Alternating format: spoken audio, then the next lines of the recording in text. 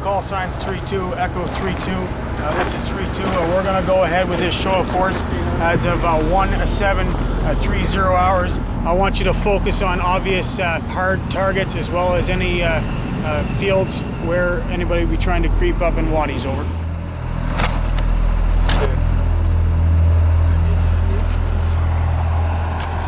I just think some people are born for it. Some people are born to be a doctor, some people are born to be vets or whatever. We're warriors. That's what we do, and we're good at it. A lot of it's our training, but a lot of it's who we are. First, Second World War, Korea, you know, Canadians always shine. I guess it's our turn.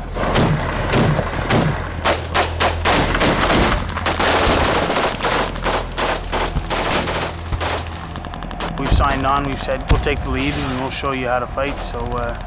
And you're in the front lines? Yes. But don't tell my mother that. Keegan! Hit that flare!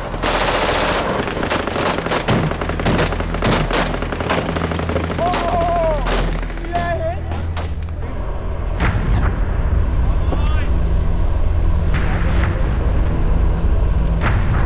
So why crazy games? Because we're just the best there is. So you'd be crazy to fuck with us.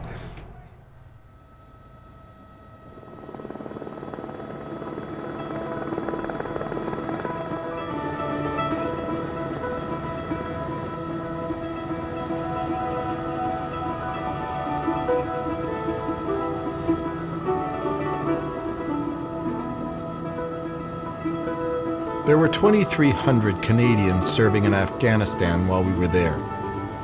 Fewer than 1,000 leave the base to patrol this moonscape of dust and danger. They call it going outside the wire.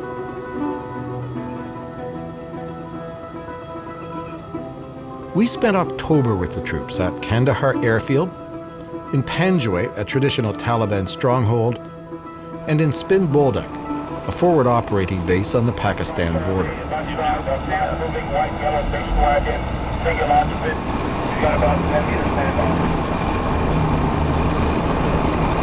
A convoy from Kandahar Airfield to Spin Boldak.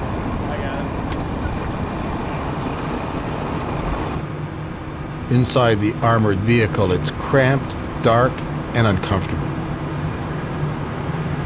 I'm told if there's an attack, I'll be thrown in a ditch and just stay down.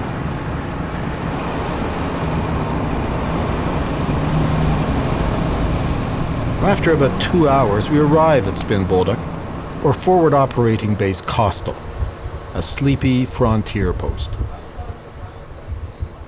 Veterans of battle are regrouping, resting, healing.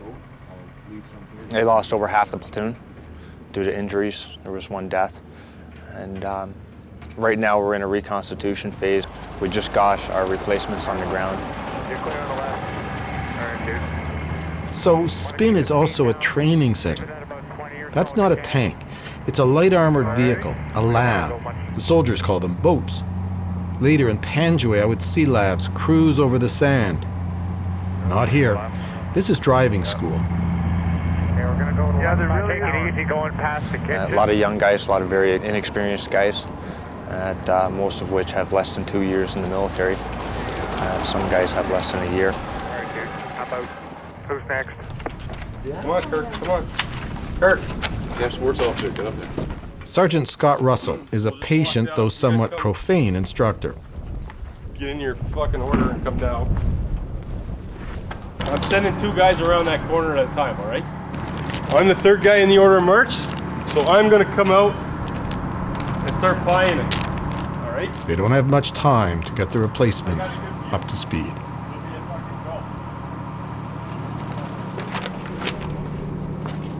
Okay, let's start picking up your spacing. Open space right. Okay, open space clear. Guys have been through a lot, and guys that have got pretty close. So coming in as a replacement, it's hard. You know, we gotta try and make that brotherhood as well, and we gotta do it in a short period of time because we're getting thrown right to the fire. You're the number 2. You're gonna take the bomb, obviously hold it in the tip of your hand. You can just let go, drop it gently. As soon as you drop it, you're gonna bring your hand around and down, so you get it out the way quickly. If you don't get it out of the way quickly, you're going to be losing fingers, because when that bomb shoots out, it's going to take a thumb or a finger with it. I've never been in it. I've never been in what everybody calls the shit. I don't know if you can put that on camera or not, but I've never been in anything like that, so it's hard to say if I'm ready. I'm as ready as I can be. If something did go off, a car bomb and that, you're going to lose a couple guys, but you always lose somebody. And that brings the point why it's important to have your point man. He's the guy that has to approach the vehicle. Somebody has to take the risk, and he's the sacrificial lamb. How many in the vehicle? Can't really prepare for it, really. You can tell them what's gonna happen. You're gonna be like just mentally prepared, but things go down and people die, then how do you prepare for that, really? The last time 8 Platoon was on television, it was a wrap ceremony on the news. In October, they are still nursing wounds and memories of a month ago. Panjwai, where they fought in Operation Medusa. I turned around and my buddy Keegan was standing there in the air gunner's hatch, just covered in blood, so I asked him what was up. He just looked at me and said, "Kushley." I asked if it was good to go. He said no. But, you know, you don't have time to mourn for it right there. You got a job to do. Turned around, kept doing what I had to do. Not easy. My warrant, Mellish, he was the best warrant I've ever had. Probably, and hopefully not, the best warrant I'll ever have, but one of the last things he said to one of the fellas before his unfortunate incident was, "We hold this line, don't give an inch. Today's payback day, boys, we're gonna get him." And he walked off to make sure his friend was okay or to see what he could do, and that was the last time we saw her. Making a jump! Medusa was the biggest battle Canadians have been in since Korea. 8 Platoon was in the thick of it. Then the next morning, the platoon was strafed by an American plane, an A-10 Warthog. They were literally gunned down in friendly fire. At the same time. So I was out there brushing my teeth with my Master Corporal Bellamy, and I saw 2 of those little sparks go. I knew instantly what it was. Ran and dove into the back of the lav. The Master Corporal, quick on his feet as well, he dove in as well. If the Taliban was a water bottle. Fortunately for me, and unfortunately for him, he landed on top of me and took a couple hits for me. But that's what Master Corporals do, I guess. Thompson got some, Mitch got some, I got some. Like pretty well everybody in our platoon got some. I got hit in both triceps and then in the face here. I just got 2 shrapnel in my back. About 16 injured, not more. 1 KIA, Private Graham. The Crazy Eights became famous. Warriors one day, decimated the next. I think no company has been affected in such since the Korean War. We were rendered ineffective, combat ineffective, and out of my platoon there was 8 of us fit for redeployment. Flip the lighter, forward those first. Oh, here, okay? Blank. In battle, you depend on the guy beside you. They've got to get to know each other. Cody. Mike. I got Cody. You're fucking picked by, what's your name? Fergie. Fergie, you're on Fergie's team. I got Reed too then. Reed? Yeah. Who's Reed? Roof. This was a platoon that prided itself in its cohesiveness, teamwork. But the replacements are untested.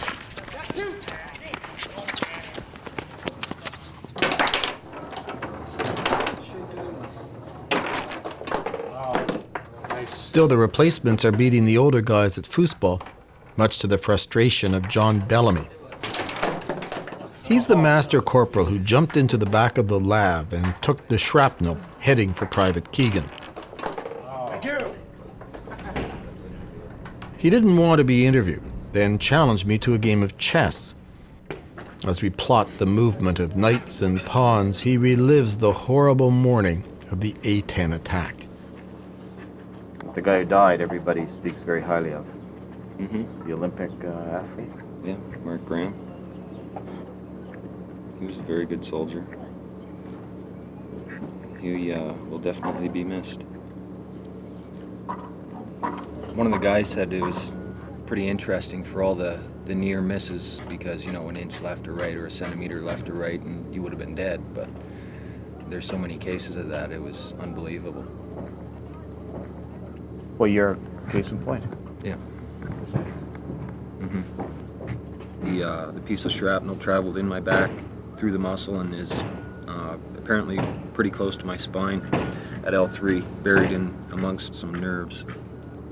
So that they left it in because they said it'd do more damage taking it out than it would leaving it in. So you got a souvenir of Panjway. I would have liked to have taken a different type of souvenir home, but, you know, take what you can get, I suppose.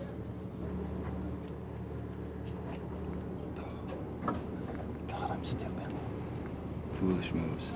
I'd take it. It's a gift. Don't expect it again.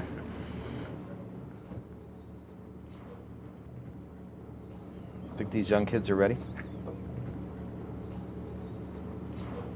Not even close. The new ones that we just got? Yeah. Nobody can prepare you for some of the things that you're going to see out there. Throwing your dead friend in the back of your boat. How do you prepare somebody for that, you know? You can't.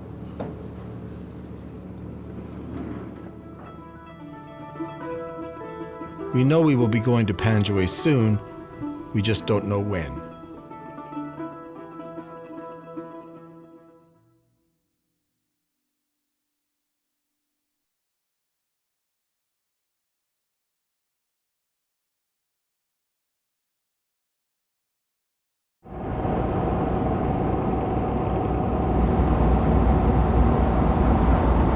We've been with 8th Platoon in Spin Bolduc for a couple of days.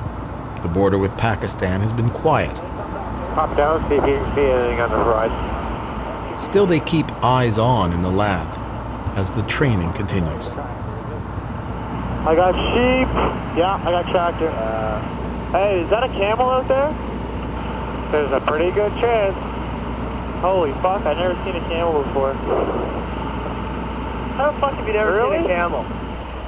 Man, look at the size of that camel. That's huge. All right, guys.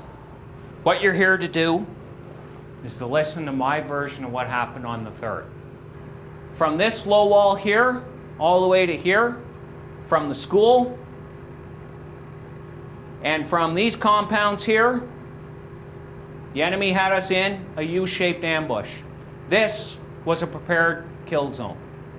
Sergeant Scott Fawcett briefs the replacements with his personal account of September 3rd, Operation Medusa. So once we got the casualty collection point up and going, it is mayhem. You have wounded coming in. You still have a battle ongoing. You are taking stress casualties and you have taken dead. You have to stay focused on what you're doing. I know you're tired. I know you're mentally stressed out. I know you're terrified. All right? But the enemy was still engaging us even out in the wadi. All right? So when you get out of the back of that boat and all the casualties are being carried in and all the battlefield noises are coming in, you still have a job to do. And you have to do it. All right.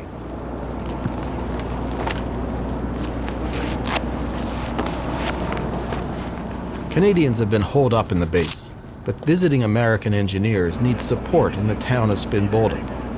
Some of 8th Platoon are assigned to protect them.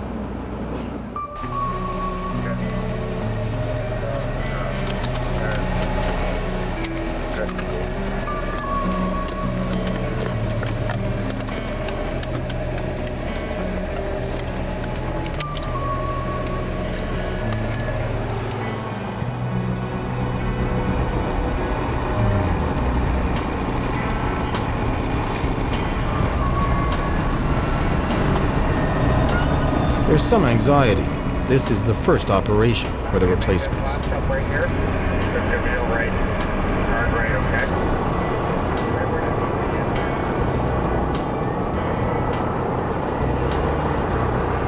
3-2. That's 3-2 Charlie. Lockdown. So what is this exactly? this is basically just an American compound that they're building it. And they were coming to check on the progress of how everything was being built. They were getting pictures and stuff and situation reports basically as to how it was coming along, but they wanted to see for themselves how it was doing. Eventually, Afghan police working from this station will try to control the region's drug trafficking. You got traps?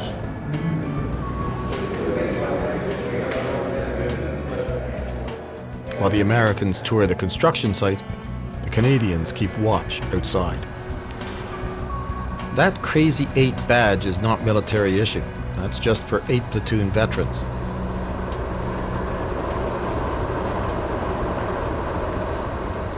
Sergeant Chris Jeeps leads the operation. You constantly move, you don't want to stand in one spot in case there's any chance of sniper fire. And it doesn't create a good target for the enemy to hit you with. So.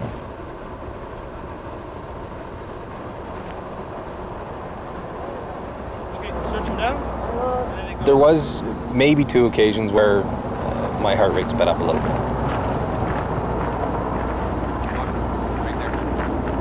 A couple of Afghani guards wanted to come in, and they didn't understand why they couldn't, and we wanted them to stay back until we can confirm who they were. They, I guess, feel they don't need to confirm themselves, but we really, really do.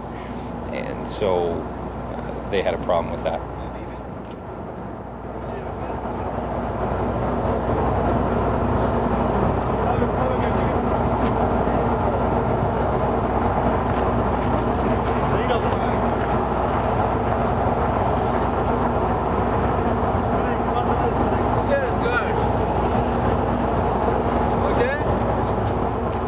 My first experience with having to worry about possibly having to pull the trigger. You were ready to pull the trigger if you had to? Absolutely. There's nothing on this planet that would make me want to leave my wife and little girl without a husband and father. So that's what it boils down to. I'm here to protect myself, my fellow soldiers, and my family. The mission is a success. Some soldiers said they heard gunfire, warning shots. I didn't. But a few days later, there was an attack. On the same road we had traveled to town, an IED, an improvised explosive device, exploded under an Afghan national policeman's car. He was rushed to the base. Do you have means of transportation for the victim? Roger, we'll be bringing him in by Gators momentarily. Do we have an ETA on that boat when it's coming in? You'll get it when we get it. Turner Whiskey, Roger. He would lose one foot and almost the other. Lift! Good work, guys. You walk on over. You can hand the IV bag to the medic. I'm gonna hop up here with the doc. You need any more back here, or you good? Good back here if I, with the mass corporate right there. Okay, I got you. Thanks. You just need one there? Just take it easy, not too fast.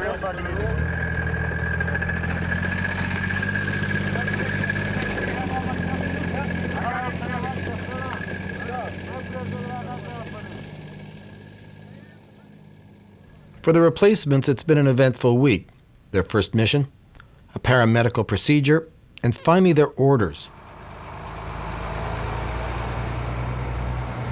They are to head back to Kandahar airfield, then on to Panjwai.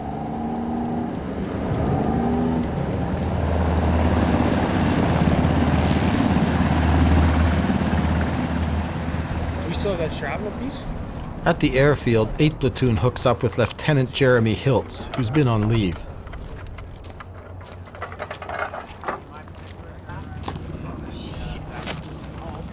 It's been a quiet month on Highway 1 through Kandahar City, and that makes people nervous. The most possible threat to us today is in the vicinity of Sriracha right here. Okay, there is a ambush position set up. They did get Lieutenant Hiltz's briefing is blunt and chilling. Everything that can happen to us out there is a variation of one thing. We get attacked. Okay, adjust as we go through, and I'll give direction, as well as the section commanders and crew commanders will give direction as we're going along. Okay? Are there any other points from the section commanders? Okay. When we get through Panjwai at last light, that's our favorite time for hitting. So be prepared for anything. That's all I got, sir. Okay. Like I said before, I'll support any decision you guys make. I'm not with you in that vehicle. Your section commanders aren't right necessarily up there making the same decision you guys got to do. You see something that doesn't give you a warm and fuzzy, escalate as you see fit. If you don't know your ROEs, talk to your section commanders, clarify anything, okay? Once we leave this gate, it's game on until we get back into here, okay? Be a long time, who knows, okay? It's good times, boys. You get the soldier, it's awesome. Okay, you got guys beside you, like I said. Let's get our heads into the game, and let's do the job. Right on, good to go. Mount up.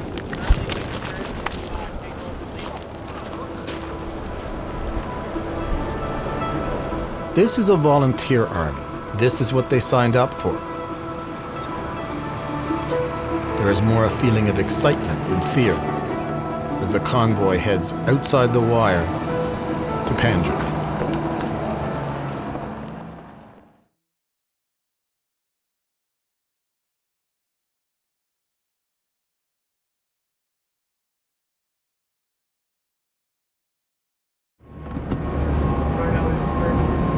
Okay, this traffic circle is going to be a shit show. Cloud, your primary targets will be left for the first, and then followed around on the right the rest of the way through, okay? This is one of the most dangerous roads in the world. Same with the second right, no vehicles. Second right's got a yellow and white signal active. 8th Platoon rumbles through the chaos of Kandahar City and then Ambush Alley. Some Afghan children wave, some gesture, some throw things. Yeah, there's rocks coming already.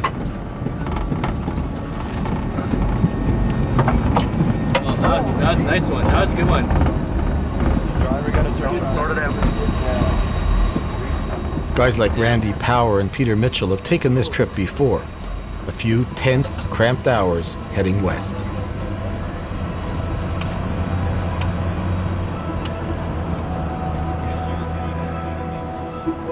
At first in Panjwait, all you see, breathe, and feel is dust. The desert seems covered in talcum powder.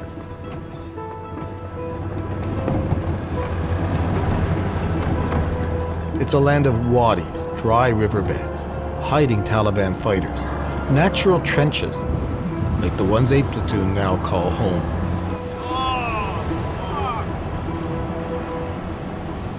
Half the platoon settles in Strong Point North. Just 1,300 meters away, the rest camp in Strong Point Center.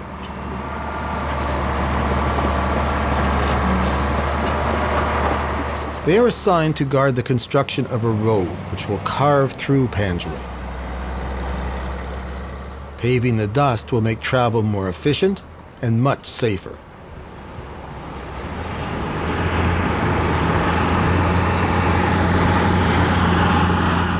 But 6 soldiers have already died defending this road. So if we keep traveling up and down the way it is now with that moon dust, it's very easy for them to plant IEDs. So the faster we get it built, the faster things will start moving. IEDs to me worry me more than anything. Like I worry about Taliban, but not as much because I know what we got. I know we got labs. I know we got I trust everybody in my platoon, everybody in my company. I know they're good to go. I know we can take them, but IEDs those are like unexpected things. IEDs, or improvised explosive devices, aren't their only concern. They have to keep a watchful eye. If we have any suspicions or any ideas about where an enemy may try to push into, we'll push out and try to preempt them. See it, Dawson? Yep. Yeah, there's 2 of them. 2 of them now.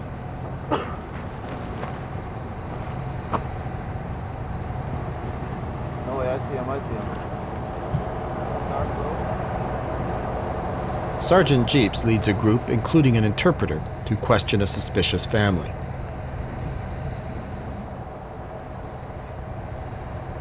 From a safe distance, they check for suicide bombs, then move closer. Is that later on today or tomorrow? ما پښینم دغه خوانه شوکې سبا هم را شوکې یا موږ سره یو یا شخلا پورته کړی نو کې واښو سره پورته کړی. Sometimes we are with them, sometimes they are bringing along. Okay, that's fine then. Yeah. That's okay. If he just, when he goes to get wood, تاسو یې سید خپل شاین راوړی اوس لاړ شي just keep back a little bit. بس را شوکې د سبا غوته دراولیا خواته نه پری وځو. نو شمه اوس خپل لږه تاسو راوړی شي. زه دا څه. Okay. It's all right there. Thank you. مهرباني وایي. Sounded like he was a little upset. Yeah. This. Was he? Yeah. Yeah, that guy's his brother, I think. Okay. Yeah. All right, let's head back. Let's just see. There's really no front line because, you know, it's guerrilla warfare. But yeah, it's as close as you can get to the enemy and reach out and touch them almost. But because you know they're probing out there. Oh yeah, yeah. There's the waddies out there and the great fields. Like, there's probably a guy out in that field we can't even see right now. It's ridiculous, but just gotta kind of stay here and wait for them to pop their head up, I guess.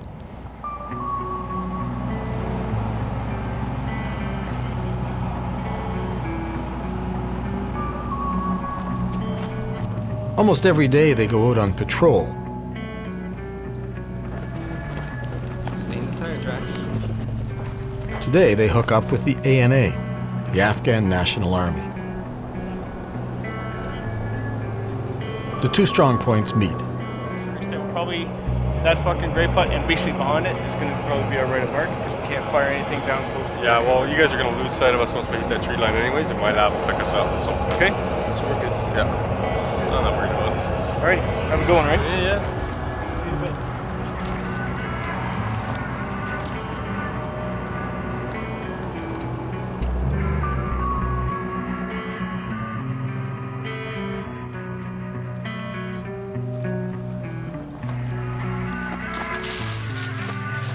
This is not like the first mission in Spin Boldak. That was somewhat anxious. This is the region where most Canadians have been killed.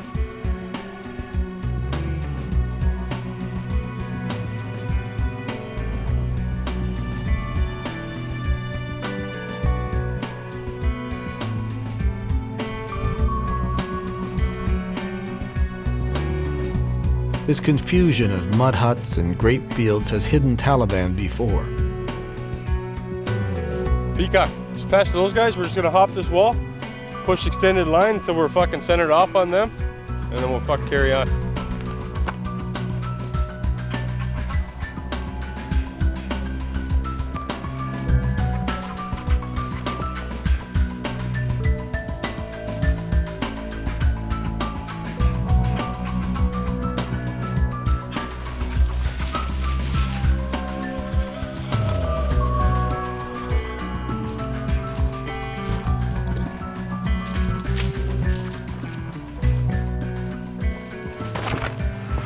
For you guys who haven't, who just got here, you can see the defensive nightmare it is to attack somewhere like this.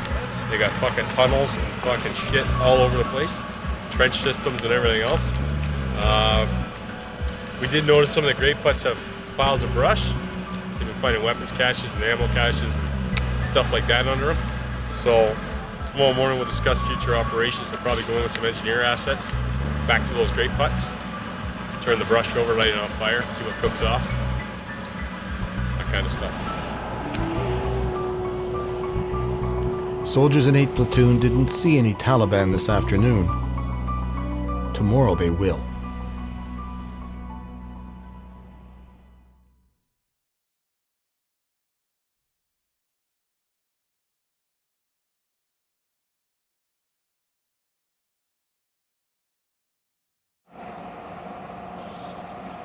It's often said that a soldier's life is 10% excitement and 90% boredom.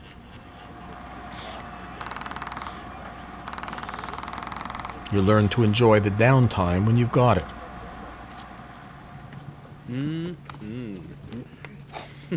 Whoa. What do you got there? I don't know. Sloppy Joes. Sloppy something.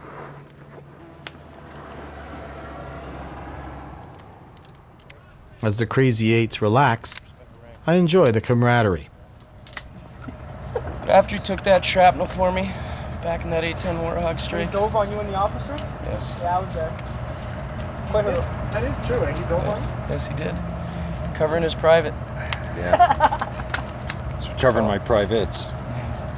You can put a spin on it any way you want, Johnny. I know you love me. In Strong Point Center, Taliban have been spotted about 1.5 kilometers away. A LAV moves in from another platoon for a coordinated show of force, looking for reaction.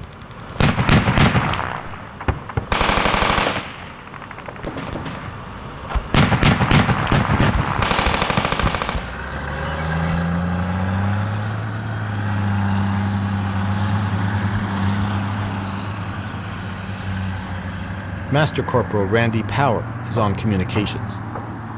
Okay, enemy strength is just being sent right now. 20 pers, located in graveyard.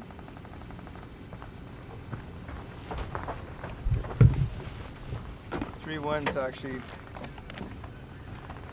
3 1's putting in an indirect 60mm roll. And 20 pers been spotted in the graveyard there and taking up defensive positions. Rounds are in the air now. Rounds are in the air. 10 seconds. Oh, there it is. I guess it was pretty heavy contact. Did we get any fucking standby movement orders or anything? No. Okay. Here, guys, just come here. I'll tell you what's going on. I guess there's a graveyard. All right. Right now they've got 20 personnel that have moved in that graveyard into a defensive posture. They take an RPG and small arms fire. 3-9er, who was out here doing the show of force, has moved down to support. 3-1's got their 60mm mortar out in the indirect roll, gonna fucking put fire in on it, and well, you heard the artillery coming. So it's down there, a couple K down the road. 8 Platoon is not called into the action. The fight is primarily handled from the air. But Randy Power thinks it's only a matter of time. It's based on how much this intensifies and the effect of what's going on right now. I mean, there's an escalation, there's a probing on the enemy's part on our positions and that, and obviously they're looking for vulnerabilities. They're right over there. You see them? Oh, they're down now. You see them? Oh, that thing in. Yeah, I know. They're moving back. They're the ones trying to fire. Hey guys, you're gonna stand out here and put your fucking kid on.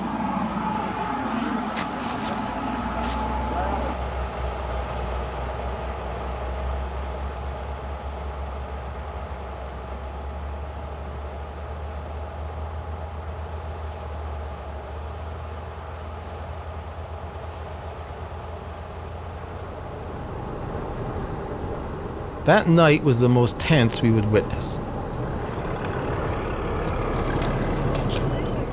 While many of the veterans at Strong Point North are prepared, maybe even eager to get back at it, the action is up the road at Strong Point Center, where about 8 Taliban have been spotted. Not 1 kilometer away this time, but close, very close. I can see all the fucking Taliban is coming between fights. The ANA send men out after the Taliban.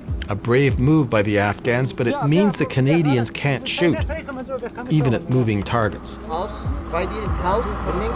Yeah. 3 guys, buildings. 3 guys. Yeah, 4 guys up there is like lights. Yeah. We see them too. We can see them.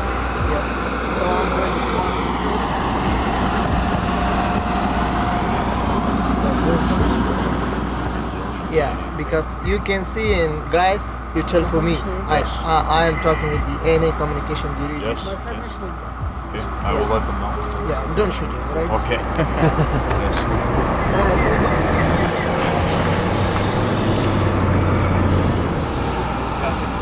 Right now, 5 unique people on it.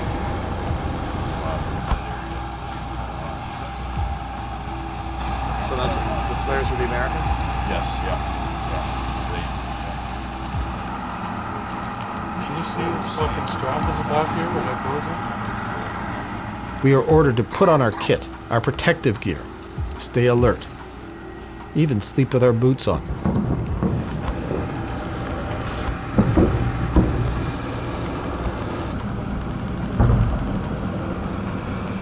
There is scattered gunfire all night.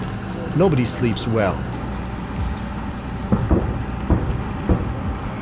About midnight, possible contact off to the east. At 1 o'clock, a single shot. At 3:30, a burst of gunfire. And then just before first light, another show of force, pushing the intruders away.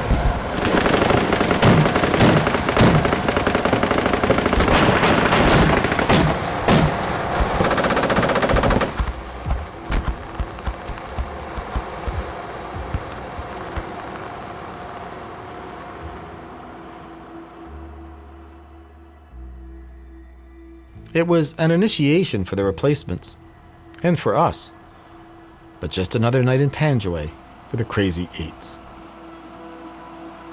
I think we're used to it by now. But it's Afghanistan.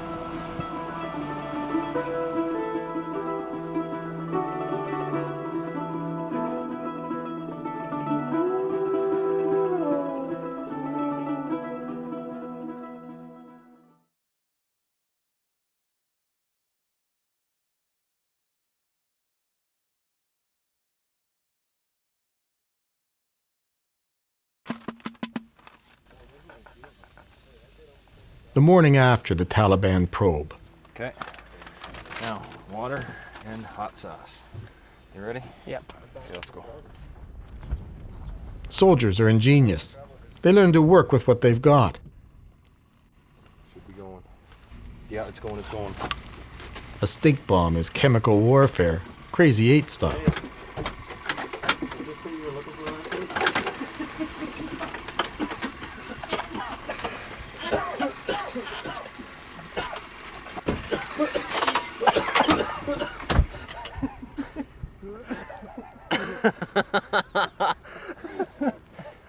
Think that's funny. Fuck, guys. Where's your gas mask, Kirk? A lot of good it's doing, yeah. After a few days, I get the rhythm. You're on watch or waiting your turn. I realize that I have stopped thinking of them as replacements and veterans. They are now all soldiers. By our last day, I'm starting to feel at home in the dust, settling in as Private Steve Keegan holds court with a message for home. Tell the camera what is in that letter.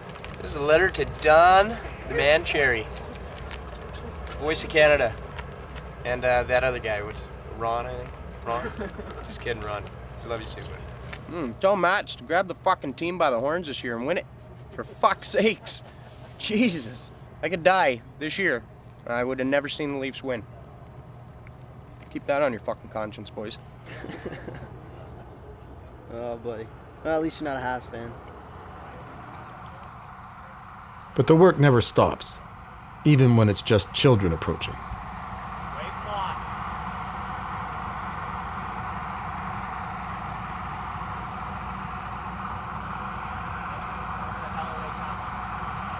Don't let him in.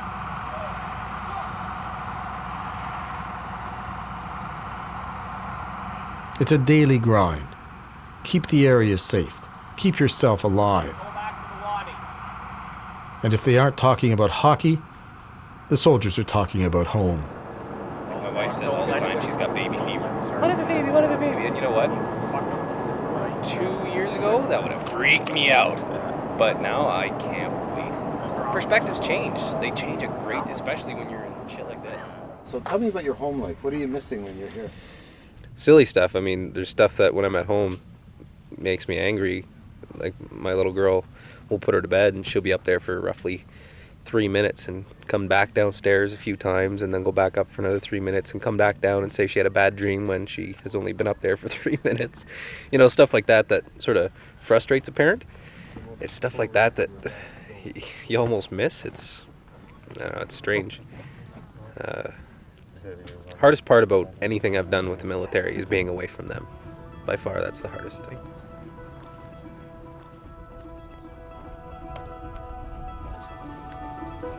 You here to replace me?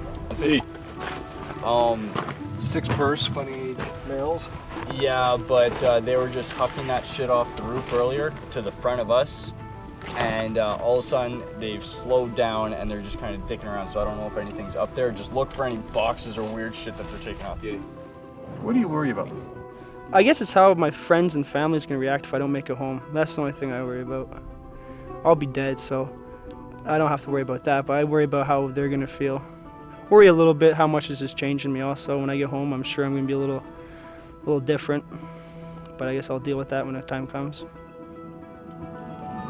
3-2, let them know we've got a jingle truck that's approximately 200 meters west of my location, 6 times fighting age males. I want to get in there and find out what they're doing. Any particular formation? Yeah, let's go fucking, go extend the line, we'll just walk across. Extend the line? Yeah.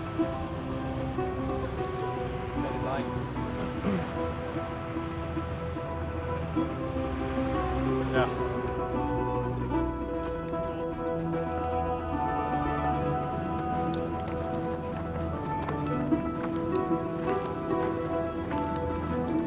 Yeah, the Crazy Eight, we've done quite a bit out here. We've seen quite a bit, and I think that everyone here has handled it well, and nobody's ready to go yet.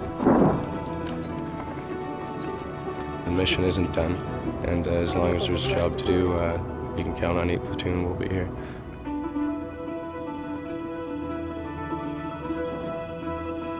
At the end of October, we headed home.